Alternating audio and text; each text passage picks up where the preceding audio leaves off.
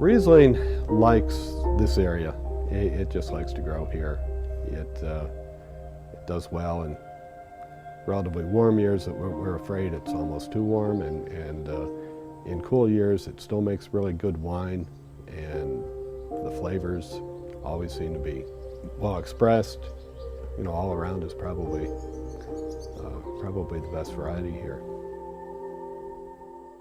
Somewhere 20-some years ago, we're making wines and you kept coming back to that Riesling tank and said, dang it, this stuff is world class. And we've done nothing but get better at making Riesling around here. Riesling is such a unique grape, and it has characteristics that I think please just about every single person that comes into our winery. You can take Rieslings and make a dry Riesling, a semi-sweet Riesling, a late harvest Riesling.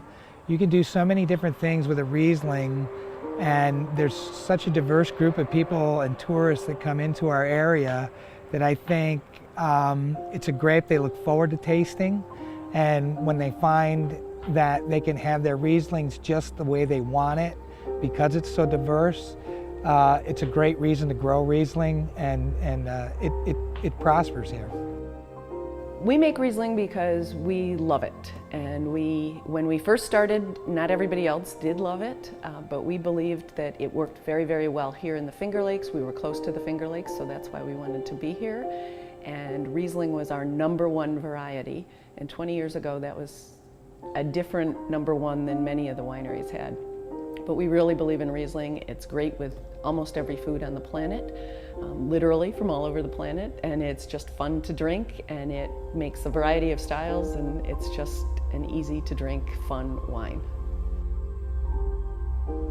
We make Riesling because we like the way it tastes, and we see a trend toward very flavorful aromatic varieties, and we've always known that the aromatic varieties do very well here in the Finger Lakes, and we're happy to see that Riesling is getting the recognition that it deserves.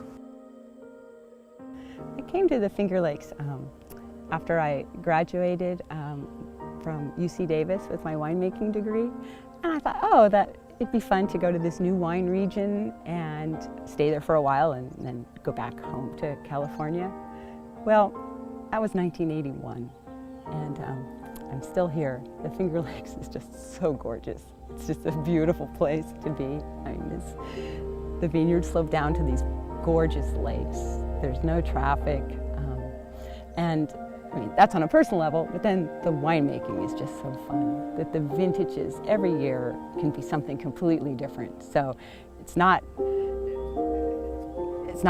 winemaking by recipe. It's facing what the year throws at you and making the wine. So it's a really great place to be a winemaker. It's versatile, it's easy, it grows well here, which makes all the difference in the world. But you can do so much with it stylistically that we've really sort of come to the point where Finger Lakes Riesling is becoming its own style, and that's really exciting.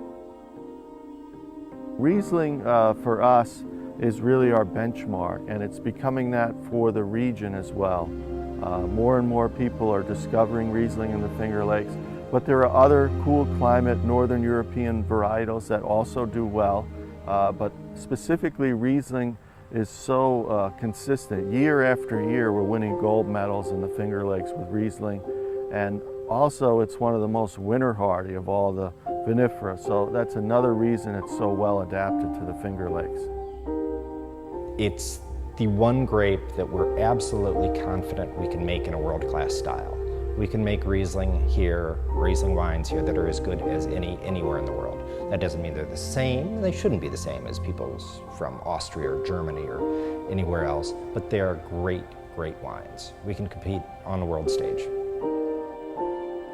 The real reason why we grow Riesling is because we're the best at it, and we have too much humility to really say that more often than we should. I think that, you know, being part of harvests around the world, the Finger Lakes Riesling is hands down the top contender of that variety, and I think that's one of the main reasons why we choose to grow it, and I think our convictions to continue growing it show that we have a huge desire to do something with it, and it's just proven itself over the years to never limit itself whatsoever, and that's why we grow it. Here's to 2012. Cheers!